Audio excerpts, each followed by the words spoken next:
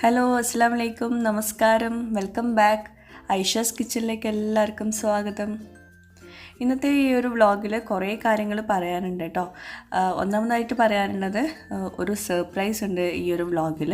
അതുപോലെ തന്നെ നമ്മുടെ പുതിയ ഗിവ് അവേ ഇന്നത്തെ ഈ ഒരു വ്ളോഗിൽ പറയുന്നുണ്ട്. പിന്നെ ഇന്നത്തെ ഈ ഒരു വ്ളോഗ് എൻ്റെ നാത്തൂൻ്റെ വീട്ടിൽ നിൽക്കാൻ പോയിട്ടുണ്ടായിരുന്ന ദിവസം എടുത്തിട്ടുള്ള വ്ളോഗാണ്. ബ്രേക്ക്ഫാസ്റ്റ്, ലഞ്ച്, ഡിന്നർ ഇതെല്ലാം ഇതിൽ ഇൻക്ലൂഡ് ചെയ്തിട്ടുണ്ട് കേട്ടോ. പിന്നെ നമ്മുടെ ഐഷാസ് കിച്ചൺ ചാനൽ ഇതുവരെ സബ്സ്ക്രൈബ് ചെയ്യാത്തവരുണ്ടെങ്കിൽ നിങ്ങൾക്ക് ഈ ചാനൽ ഇഷ്ടമാവുന്നുണ്ടെങ്കിൽ ഒന്ന് സബ്സ്ക്രൈബ് ചെയ്യണേ. അവിടെ കാണുന്ന റെഡ് സബ്സ്ക്രൈബ് ബട്ടൺ ഒന്ന് പ്രസ് ചെയ്യുക. അതിൻ്റെ കൂടെ ചെറിയൊരു ബെല്ലൈക്കൺ ഉണ്ട്, അതുകൂടെ ഒന്ന് പ്രസ് ചെയ്യുക. അപ്പോൾ ഇതുപോലെ കാണാം, ഇതിൽ ഓൾ വേണം പ്രസ് ചെയ്യാൻ കേട്ടോ. അപ്പോൾ നമുക്ക് ഇന്നത്തെ വ്ളോഗിലേക്ക് പോവാം. അപ്പോൾ ഇന്നത്തെ ഈ ഒരു വ്ളോഗ് ഇക്കാടെ സിസ്റ്ററുടെ വീട്ടിൽ നിൽക്കാൻ പോയിട്ടുണ്ടായിരുന്ന ദിവസം എടുത്തിട്ടുള്ള വ്ളോഗാണ്. ചെറിയ പെങ്ങളുടെ വീട്ടിലാണ് നിൽക്കാൻ പോയിട്ടുണ്ടായിരുന്നത്. തിരൂർ തന്നെ കേട്ടോ അവരുടെ വീട്. പിന്നെ ഇക്കാടെ ഉമ്മയും പിന്നെ ഉമ്മയുടെ ഹെൽപ്പറും കൂടി വന്നിട്ടുണ്ടായിരുന്നു. അപ്പോൾ ഇതാണ് നമ്മളുടെ വീട്ടിൽ നിൽക്കുന്ന ഞങ്ങളുടെ സ്വന്തം ആൾ. അപ്പോൾ രാവിലെ ബ്രേക്ക്ഫാസ്റ്റിന് പത്തിരിയും കോഴിക്കറി ഉണ്ടാക്കാമെന്നായിരുന്നു ഇത്ത പറഞ്ഞത്. അപ്പോൾ ഞങ്ങൾക്ക് ഒത്തിരി ഇഷ്ടമുള്ളൊരു ബ്രേക്ക്ഫാസ്റ്റാണ് ഓട്ടട. അപ്പോൾ അത് ഉണ്ടാക്കാമെന്ന് വിചാരിച്ചു. അതിൻ്റെ റെസിപ്പി ഞാനിതുവരെ ഷെയർ ചെയ്തിട്ടില്ല. അപ്പോൾ ഇത് പച്ചരിയാണ്, 2 കപ്പ് ഇതുപോലെ 2 കപ്പ് പച്ചരിയാണ് വെള്ളത്തിൽ കുതിർക്കാൻ വെച്ചിട്ടുള്ളത്. തലേ ദിവസം വെള്ളത്തിൽ കുതിർക്കാൻ വെച്ചിട്ടുണ്ടായിരുന്നു. എന്നിട്ട് രാവിലെ നന്നായിട്ട് കഴുകിയെടുക്കാം. ഇനി നമുക്ക് ബ്ലെൻഡറിലേക്ക് 1 കപ്പ് ചോറ്, വേവിച്ച ചോറുണ്ടല്ലോ, അത് ഇട്ട് കൊടുക്കാം. 1/2 കപ്പ് തേങ്ങ ചിരവിയത്, പിന്നെ 2 കപ്പ് നമ്മൾ കുതിർത്ത് വെച്ചിട്ട് നന്നായിട്ട് കഴുകി എടുത്തിട്ടുള്ള അരിയും ചേർത്തിട്ട് നന്നായിട്ടൊന്ന് അരച്ചെടുക്കണം. കുറച്ച് വെള്ളം മതി കേട്ടോ, ഒരുപാട് വെള്ളം ഒഴിച്ചിട്ട് അരച്ചെടുക്കരുത്. അത് അരയാൻ ആവശ്യമുള്ള വെള്ളം മാത്രം ഒഴിച്ചു കൊടുക്കുക. ഈ ഒരു തിക്നെസ് വേണം അരച്ചെടുത്ത് കഴിഞ്ഞിട്ടുണ്ടെങ്കിൽ, വല്ലാണ്ട് ലൂസായി പോകരുത്. അപ്പോൾ ഞാൻ 2 തവണകളായിട്ടാണ് ഇത് അരച്ചെടുത്തിട്ടുള്ളത്. എന്നിട്ട് ഇതിലേക്ക് നമുക്ക് ആവശ്യത്തിനുള്ള ഉപ്പ് ചേർത്ത് കൊടുക്കാം. വല്ലാണ്ട് ലൂസായി പോയിട്ടുണ്ടെങ്കിൽ ഓട്ടട നന്നാവില്ല കേട്ടോ. നമ്മുടെ മലപ്പുറം ഭാഗത്തൊക്കെ ഉള്ള ഭയങ്കര കോമൺ ആയിട്ട് കാണുന്ന ഒരു ബ്രേക്ക്ഫാസ്റ്റാണ് ഓട്ടട. എല്ലാവർക്കും ഒത്തിരി ഇഷ്ടമാണ്. കുറച്ചുകൂടെ വെള്ളം ഒഴിച്ചു കൊടുത്തിട്ടുണ്ട്. ഒരു ടീസ്പൂണും കൂടി വെള്ളം ഒഴിച്ചിട്ടുണ്ട്. ആ ഒരു തിക്നെസ് ഒന്ന് കുറയ്ക്കാൻ വേണ്ടിയിട്ട്, കുറച്ച് കൂടുതൽ തിക്നെസ് ഉണ്ടായിരുന്നു. എന്നിട്ട് ഇതിലേക്ക് 1 ടീസ്പൂണ് ഓയിൽ ഒഴിച്ചു കൊടുക്കുക. പിന്നെ 2 ടേബിൾ സ്പൂൺ നിറയെ തേങ്ങ ചിരവിയത്. നമ്മൾ അരയ്ക്കുന്ന സമയത്തും തേങ്ങ ഇട്ടിട്ടുണ്ടായിരുന്നു. പിന്നെ മാവിലേക്കും ബാറ്ററിലേക്കും കുറച്ച് തേങ്ങ ചേർത്ത് കൊടുക്കുക. അപ്പോൾ സാധാരണയായിട്ട് ഓട്ടട ഉണ്ടാക്കുന്നത് അടുപ്പത്ത് വെച്ചിട്ടാണ്, വിറകടുപ്പിൽ വെച്ചിട്ടായിരിക്കും ഉണ്ടാക്കുന്നത്. പിന്നെ അതുപോലെ ഓട്ടടയുടെ ചട്ടി ഉണ്ടാവും. അപ്പോൾ ഓട്ടടയുടെ ചട്ടി നന്നായിട്ട് ചൂടാക്കി എടുക്കണം. അത്യാവശ്യം വിറകൊക്കെ വെച്ചിട്ട് നന്നായിട്ട് ചൂടാക്കി എടുത്തിട്ടുണ്ട്. ചൂടായ ചട്ടിയിലേക്ക് വേണം നമ്മൾ ഈ ഓട്ടടയുടെ ബാറ്റർ ഒഴിച്ചു കൊടുക്കാൻ. അതുപോലെ തന്നെ എണ്ണ ഒന്നും തടവേണ്ട ആവശ്യമില്ല. അപ്പോൾ ഒരു 1.25 തവിയോളം ബാറ്റർ ഒഴിച്ചു കൊടുത്തിട്ട് കുറച്ച് നേരം ഒന്ന് വെയിറ്റ് ചെയ്യുക. ഇതുപോലെ ഹോൾസ് ഇങ്ങനെ മുകളിൽ വരും. അപ്പോൾ നന്നായിട്ട് ഹോൾസ് വന്ന സമയത്താണ് ഇത് അടച്ചു വെക്കേണ്ടത്. ഇതും മസ്റ്റാട്ടോ അങ്ങനെ അടച്ചു വെക്കുന്നത്. പിന്നെ തീ കണ്ടോ, ഞാൻ കുറച്ച് വിറകെടുത്ത് മാറ്റിയിട്ടുണ്ട്. അത്യാവശ്യം നന്നായി ചൂടായ ശേഷം പിന്നെ ഒന്ന് കുറച്ച് വെക്കണം. അപ്പോൾ ഒരു മിനിറ്റൊക്കെ കഴിഞ്ഞാൽ ഇതുപോലെ തുറന്ന് നോക്കാം. അപ്പോൾ ഇതുപോലെ കിട്ടണം. നല്ല മുകൾ ഭാഗം നല്ല സോഫ്റ്റായിട്ടുണ്ടാകും. അത്യാവശ്യം ഹോൾസൊക്കെ വന്നിട്ടുണ്ടാവും. അപ്പോൾ ചട്ടീനെ എടുത്തിട്ട് പ്ലേറ്റിലേക്ക് മാറ്റാം. അപ്പോൾ ഇതാ നമ്മുടെ നല്ല ചൂടുള്ള ഓട്ടട റെഡി ആയിട്ടുണ്ട്. നല്ല പെർഫെക്റ്റ് ആയിട്ട് തന്നെ കിട്ടിയിട്ടുണ്ട്. ഈ ഓട്ടടയുടെ മുകൾ ഭാഗം ഇങ്ങനെ പൊങ്ങി വരണം. അപ്പോഴാണ് നല്ല പെർഫെക്റ്റ് ആയിട്ടുള്ള ഓട്ടട എന്ന് പറയുന്നത്. അപ്പോൾ വീണ്ടും തീ ഒന്ന് ചൂടുണ്ടോ എന്ന് നോക്കിയിട്ട് വേണം അടുത്തത് ഒഴിക്കാൻ കേട്ടോ. ഒരു 1.25 തവിയോളം ബാറ്റർ ഒഴിച്ചു കൊടുക്കുക. എന്നിട്ട് മുകൾ ഭാഗം അങ്ങനെ ഹോൾസ് വരുന്ന സമയത്ത് അടച്ചു വയ്ക്കുക. ഞാൻ നാട്ടിൽ വന്നിട്ടുണ്ടെങ്കിൽ തേങ്ങ പൊട്ടിക്കുന്ന സമയത്ത് ആ വെള്ളം കളയാൻ സമ്മതിക്കാറില്ല. ഇതുപോലെ കപ്പിലാക്കി വയ്ക്കും. എന്നിട്ട് ദിവസം ഇതുപോലെ മുഖം കഴുകാറുണ്ട്. മുഖം കഴുകിയിട്ട് കുളിക്കുന്ന വരെ അതങ്ങനെ വയ്ക്കും. രാവിലെയൊക്കെ തേങ്ങ പൊട്ടിച്ചാണെങ്കിൽ തേങ്ങ വെള്ളം കൊണ്ട് മുഖം കഴുകാറുണ്ട്. ഇങ്ങനെ ചെയ്താലുള്ള ഗുണം എന്താണെന്ന് വെച്ചിട്ടുണ്ടെങ്കിൽ മുഖത്ത് പിമ്പിൾസ് ഒന്നും വരില്ല. ഞാൻ കുറേ നാളായിട്ട് ചെയ്യുന്നതാണ്. പിമ്പിൾസ് ഒന്നും മുഖത്ത് വരാറില്ല. എപ്പോഴെങ്കിലുമൊക്കെ ഒരെണ്ണമൊക്കെ കാണാറുണ്ട്. UAE-ലാവുന്ന സമയത്ത് അങ്ങനെ ചെയ്യാൻ പറ്റില്ല കേട്ടോ. കാരണം നമുക്ക് തേങ്ങ വെള്ളം ഫ്രഷ് ആയിട്ട് കിട്ടണമെന്നില്ലല്ലോ. അപ്പോൾ ഓട്ടടയുടെ കൂടെ സൈഡ് ഡിഷായിട്ട് ചിക്കൻ കറിയാണ് ഉണ്ടാക്കിയിട്ടുള്ളത്. പക്ഷേ ഓട്ടടയുടെ കൂടെ ബെസ്റ്റ് കോമ്പിനേഷൻ എന്താണെന്നറിയോ? തേങ്ങാപ്പാലും പഞ്ചസാരയും കൂടി ചേർത്തിട്ട് കഴിക്കുന്ന കേട്ടോ. ഭയങ്കര ടേസ്റ്റാണ്. നല്ല ചൂടുള്ള ഓട്ടടയും തേങ്ങാപ്പാലും കൂടി ചേർത്ത് കഴിക്കാൻ കുട്ടികൾക്കൊക്കെ ഒത്തിരി ഇഷ്ടമാവും. അല്ലെങ്കിൽ ഇതുപോലെ നെയ്യ്, നല്ല ചൂടുള്ള ഓട്ടടയുടെ മുകളിൽ കുറച്ച് നെയ്യും പഞ്ചസാരയും കൂടി വിതറിയിട്ട് കഴിക്കാനും നല്ല ടേസ്റ്റാണ്. ഇക്കാടെ ഉമ്മ പറയാറുണ്ട്, ഇക്കാടെ ഉമ്മയുടെ ആ ഒരു കാലത്ത് പണ്ടൊക്കെ പുതിയാപ്പിളാർ വീട്ടിൽ നിൽക്കാൻ വരുന്ന സമയത്ത് ഇതുപോലെ ഓട്ടടയും തേങ്ങാപ്പാലും കൂടി ആയിരുന്നു അത്രേ പുതിയാപ്പിളാർക്ക് ബ്രേക്ക്ഫാസ്റ്റ് ആയിട്ടൊക്കെ കൊടുക്കുന്നത്. അന്നത്തെ ഒരു സ്പെഷ്യൽ വിഭവമാണ്. ഇപ്പോൾ പിന്നെ പത്തിരിയൊക്കെ ആയി മാറിയിട്ടുണ്ട്. അപ്പോൾ ഇതുപോലെ നാരൊക്കെ വരണം കേട്ടോ, എന്നാലേ നല്ല പെർഫെക്റ്റ് ആയിട്ടുള്ള ഓട്ടട ആവുള്ളൂ. അപ്പോൾ ശരിക്കും ഈ തേങ്ങാപ്പാലിൽ മുക്കി കഴിക്കാൻ സൂപ്പർ ടേസ്റ്റാണ്.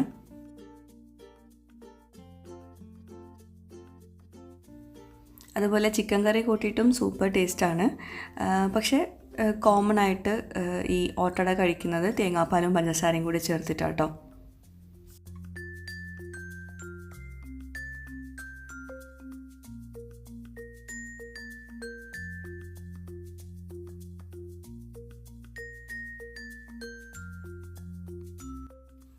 അപ്പോൾ ബ്രേക്ക്ഫാസ്റ്റൊക്കെ കഴിഞ്ഞപ്പം ഞാൻ വൈകുന്നേരത്തെ ഒരു 4 മണി പലഹാരത്തിനുള്ള കാര്യങ്ങളൊക്കെ ചെയ്ത് വെക്കുക കേട്ടോ. അപ്പോൾ ഇത് 2 കപ്പ് പച്ചരി തലേന്ന് തന്നെ കുതിർത്ത് വെച്ചിട്ടുണ്ടായിരുന്നു. അപ്പോൾ ഇത് എന്തിനാണെന്ന് വെച്ചിട്ടുണ്ടെങ്കിൽ നെയ്യപ്പം ഉണ്ടാക്കാനാണ്. ഇക്കാടെ ഉമ്മയുടെ സ്പെഷ്യൽ റെസിപ്പിയാണത്. അതുപോലെ നമുക്ക് നെയ്യപ്പത്തിനായിട്ട് ശർക്കര ഉരുക്കിയത് വേണം. ഒരു 300 ഗ്രാമോളം ശർക്കര എടുത്തിട്ടുണ്ട്. അത് കുറഞ്ഞ വെള്ളത്തിലൊന്ന് ഉരുക്കിയെടുക്കുക. എന്നിട്ട് നമുക്ക് ബ്ലെൻഡറിലേക്ക് നന്നായിട്ട് കുതിർത്ത് കഴുകി വെച്ചിട്ടുള്ള അരി ഇട്ട് കൊടുക്കാം. എന്നിട്ട് അതിൻ്റെ കൂടെ ഈ ശർക്കര പാനി ഉണ്ടല്ലോ, ചൂടാറിയ ശേഷം വേണം ഒഴിക്കാൻ കേട്ടോ. ഇത് അരയ്ക്കാൻ ആവശ്യമുള്ള വെള്ളത്തിന് പകരമാണ് നമ്മൾ ഈ ശർക്കര പാനി ഒഴിച്ചു കൊടുക്കുന്നത് കേട്ടോ.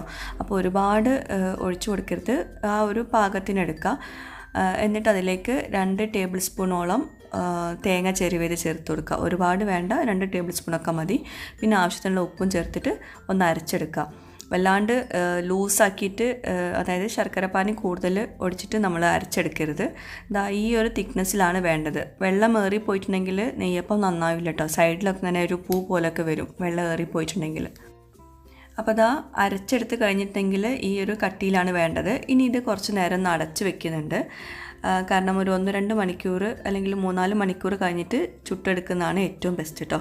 അപ്പോൾ അപ്പോഴേക്കും ചോറിൻ്റെ കാര്യങ്ങളൊക്കെ റെഡിയാക്കി എടുക്കുകയാണ്.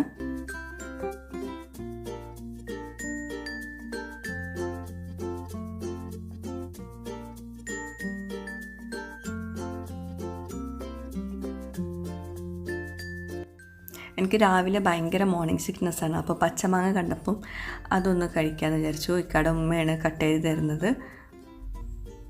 മുളക് പൊടിയും ഉപ്പും ചേർത്തിട്ട്, ചെറിയ കഷ്ണങ്ങളാക്കിയിട്ട് മുളക് പൊടിയും ഉപ്പും ചേർത്തിട്ട് എന്നിട്ട് കുഴച്ചിട്ട് ഒരു പിടി പിടിച്ചാലുണ്ടല്ലോ, നല്ല ടേസ്റ്റാണ്. അധികം പുളിയില്ലാത്ത മാങ്ങ കേട്ടത്.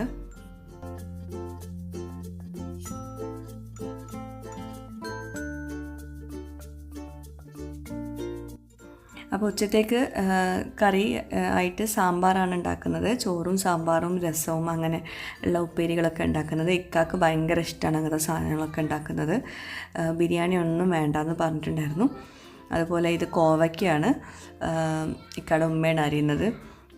നമ്മുടെ വീട്ടിൽ ഈ പച്ചക്കറിയൊക്കെ ഉമ്മക്ക് അരിയാനും ഇഷ്ടമാണ്. അതുപോലെ ഉമ്മ ആണെങ്കിൽ പെട്ടെന്ന് അരിഞ്ഞ് തീർക്കും. കട്ടിംഗ് ബോർഡിൻ്റെ ഒന്നും ആവശ്യം വരുന്നില്ല ഉമ്മക്ക് അരിയാൻ.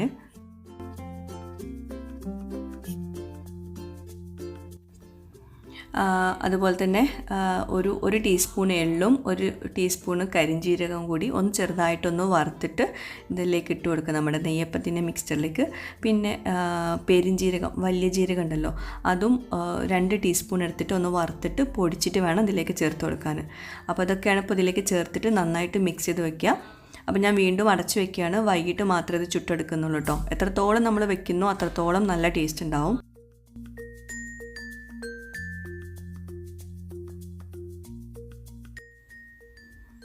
അപ്പം സിസ്റ്ററുടെ വീട്ടിലിതാ പുറത്ത് കുറേ ചീര കിടപ്പുണ്ട്. അപ്പോൾ ചീര ഒന്ന് താളിക്കാമെന്ന് വിചാരിച്ചു.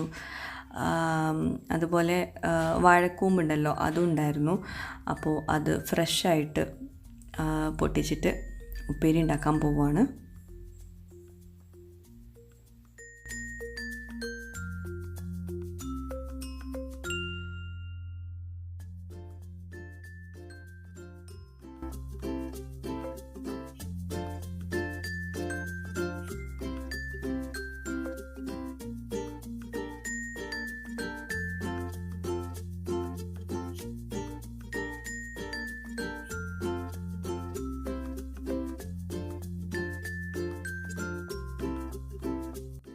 അപ്പോൾ കോവയ്ക്ക അരിഞ്ഞെടുത്തിട്ടുണ്ട്. കറിവേപ്പിലയും ചേർത്തിട്ട് കടുക് പൊട്ടിച്ച ശേഷം അതിലേക്ക് കോവയ്ക്ക ഇട്ട് കൊടുത്തു. എന്നിട്ട് ചമ്മന്തി ഉണ്ടാക്കിയിട്ട് അതിൻ്റെ മുകളിലിട്ട് കൊടുത്തു. തേങ്ങ ചമ്മന്തി ഉണ്ടാക്കിയിട്ട് തേങ്ങയും ചെറിയ ഉള്ളിയും കൂടി പച്ചമുളകും കൂടി ചതച്ചിട്ട് അതിലേക്ക് മിക്സ് ചെയ്ത് കൊടുത്തു. ആവശ്യത്തിനുള്ള ഉപ്പും ചേർത്തിട്ട് നന്നായിട്ടൊന്ന് വേവിച്ചെടുക്കുക. അത്രയേ ഉള്ളൂ. നമ്മുടെ കോവയ്ക്ക ഉപ്പേരി റെഡി ആയിട്ടുണ്ടാകും. അടച്ച് വെച്ചിട്ട് വേണം വേവിക്കാൻ കേട്ടോ. പിന്നെ നമ്മളിപ്പം പറിച്ചെടുത്ത ചീര ഉണ്ടല്ലോ, അത് ഒന്ന് ക്ലീൻ ചെയ്തെടുക്കുകയാണ്. അതും ഇതുപോലത്തെ പണിയൊക്കെ ഉമ്മാക്ക് ഭയങ്കര ഇഷ്ടമാണ്. നമുക്കൊന്നും ഇഷ്ടപ്പെടാത്തൊരു പണിയാണ് ഈ ഇലയ്ക്ക് ഇങ്ങനെ പെറുക്കിയെടുക്കുന്നത്.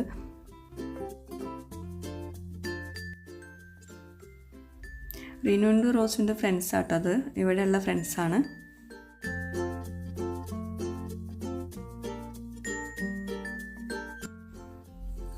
അതുപോലെ വാഴക്കൂമ്പ് കട്ട് ചെയ്യുന്നത് കുറേ പേർക്ക് അറിയില്ല. ഞാൻ മുമ്പത്തെ ഒരു വീഡിയോയിൽ വാഴക്കൂമ്പിൻ്റെ ഉപ്പേരി കാണിച്ചപ്പം അതെങ്ങനെ കട്ട് ചെയ്യുന്നതെന്ന് ചോദിച്ചിട്ടുണ്ടായിരുന്നു.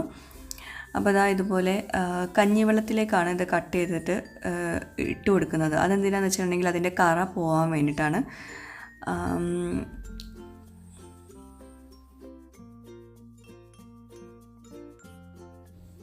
മുകളിലത്തെ 1-2 തൊലിയൊക്കെ മാറ്റിയിട്ട് വേണം നമുക്കത് കട്ട് ചെയ്തെടുക്കാൻ. ക്യാബേജൊക്കെ കട്ട് ചെയ്യുന്ന പോലെ തന്നെയാണ് കേട്ടോ. ഇതിങ്ങനെ വരിഞ്ഞു കൊടുത്തിട്ട് കട്ട് ചെയ്ത് കളയുക. അതുപോലെ തന്നെ ഇങ്ങനത്തെ പണിയൊക്കെ ഉമ്മാക്ക് ഭയങ്കര ഈസിയാണ് ചെയ്യാൻ. നമ്മളൊക്കെ ചെയ്യുമ്പോൾ ഒരുപാട് ടൈം എടുക്കും.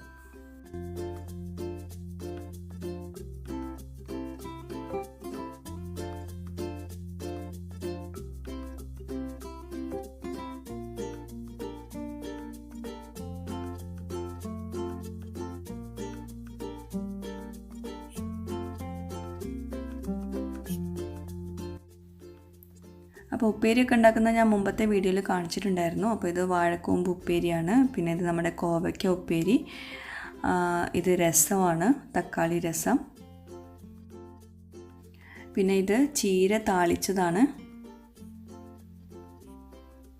അതുപോലെ നമ്മുടെ നെയ്യപ്പത്തിൻ്റെ മാവ് ഇപ്പോഴും അടച്ച് വെച്ചിരിക്കുകയാണ്. കുറച്ചുകൂടെ കഴിഞ്ഞിട്ട് വേണം അത് ചുട്ടെടുക്കാൻ വേണ്ടിയിട്ട്. അപ്പോഴേക്ക് നമുക്ക് ചോറൊക്കെ ഒന്ന് കഴിക്കാം കേട്ടോ. ചോറ് കഴിച്ച് കഴിഞ്ഞിട്ട് നമുക്ക് ചുട്ടെടുക്കാം.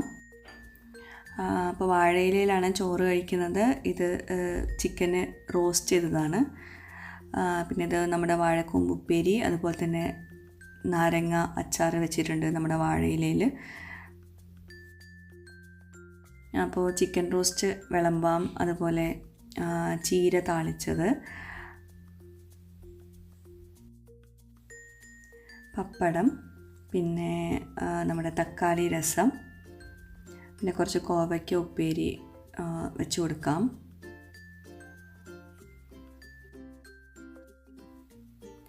അപ്പോൾ ഇത്രയാണ് നമ്മുടെ ചോറിലേക്കുള്ള വിഭവങ്ങളൊക്കെ. എല്ലാം നാടൻ വിഭവങ്ങളാണ് ഉണ്ടാക്കിയിട്ടുള്ളത്. ഒരു കൊണ്ടാട്ട മുളക് കൂടി ഉണ്ടായിരുന്നു. നമ്മൾ വാഴയിലയിൽ ചോറ് കഴിക്കുമ്പോൾ ഇതുപോലെ ഇരുന്നിട്ട് കഴിക്കുമ്പോഴേ ആ ഒരു ടേസ്റ്റ് വരുള്ളൂ.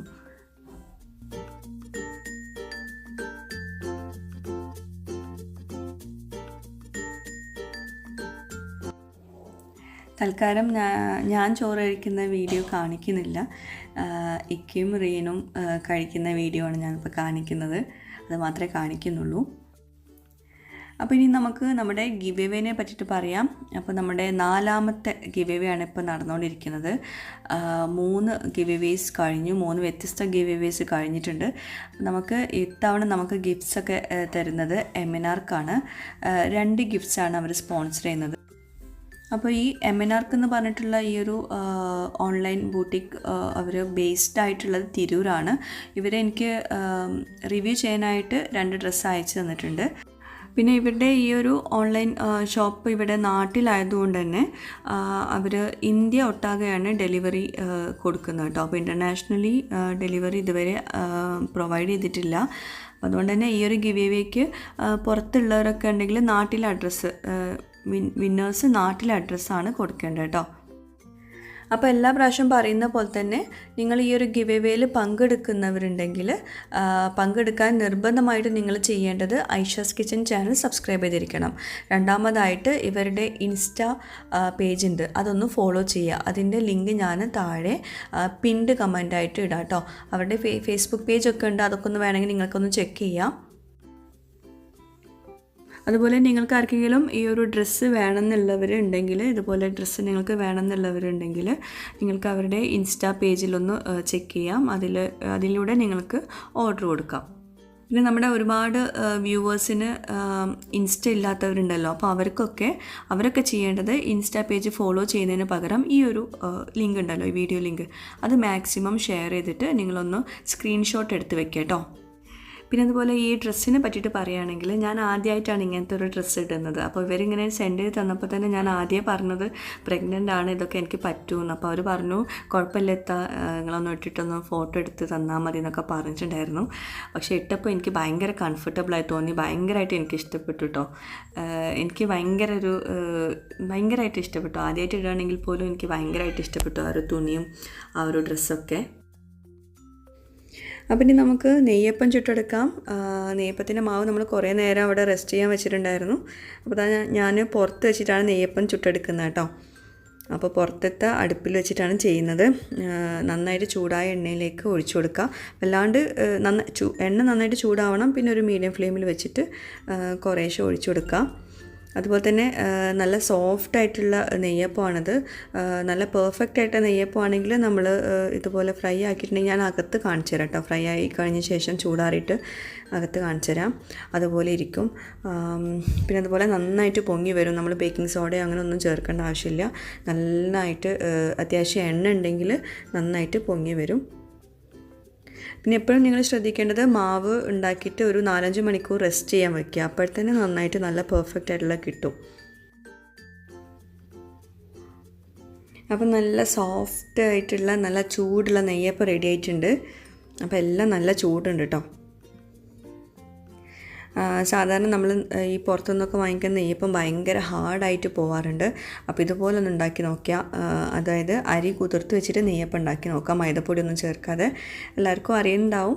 അപ്പോൾ ഇതുപോലെ ഇരിക്കണം, അകത്ത് ഇങ്ങനെ പൊള്ളയായിട്ടുണ്ടാവണം, എന്നാലേ നല്ല പെർഫെക്റ്റ് ആയിട്ടുള്ള നല്ല സോഫ്റ്റ് ആയിട്ടുള്ള നെയ്യപ്പം ആവുള്ളൂ കേട്ടോ.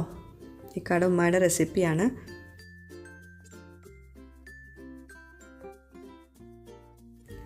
അപ്പോൾ നെയ്യപ്പൊക്കെ കഴിച്ച് കഴിഞ്ഞിട്ട് പിന്നെ നമ്മൾ ആകെ ടയേർഡായിപ്പോയി, എല്ലാം വീഡിയോ ഒക്കെ എടുത്തു കഴിഞ്ഞപ്പോൾ.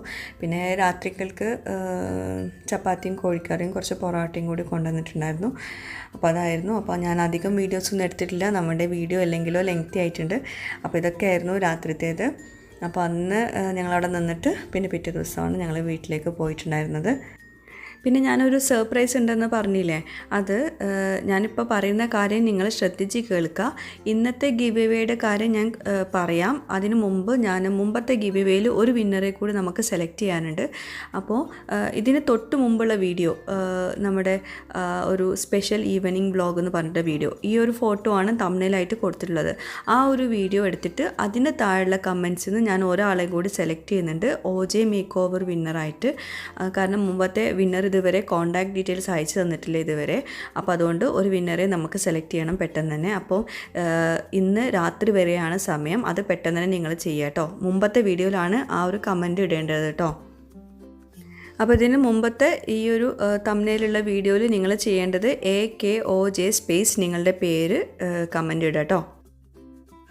അപ്പോൾ ആദ്യം നമുക്ക് ആ ഒരു ഗിവ് എവേയുടെ കാര്യങ്ങളൊന്നും മൊത്തത്തിൽ കഴിഞ്ഞിട്ട് നമുക്ക് ഈ ഒരു ഗിവ് എവേ തുടങ്ങാം. അപ്പോൾ അടുത്ത വീഡിയോ മുതലാണ് ഈ ഒരു ഗിവ് എവേ തുടങ്ങുന്നത് കേട്ടോ.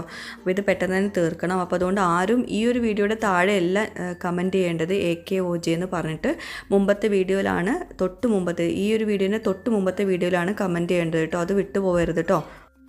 അപ്പോൾ ഐഷാസ് കിച്ചനും എമെനാർക്ക് ഓൺലൈൻ ഷോപ്പിങ്ങും കൂടി നടത്തുന്ന നമ്മുടെ അടുത്ത ഗിവ് എവേ ഞാൻ നെക്സ്റ്റ് വീഡിയോയിൽ കാണിക്കാം. ഇത് രണ്ടും കൂടി കൺഫ്യൂഷൻ ആക്കണ്ട.